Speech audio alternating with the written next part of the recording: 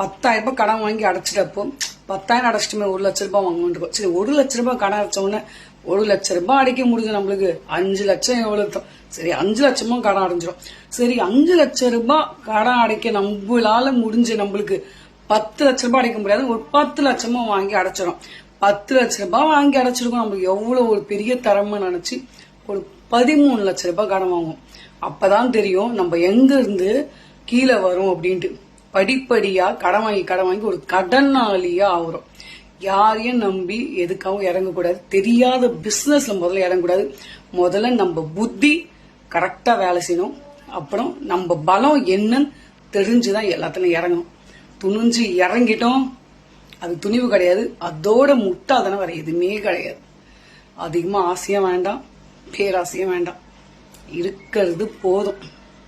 இன்னொன்னு கடனாளியா ஒரு நாள் கூட தூங்கக்கூடாது.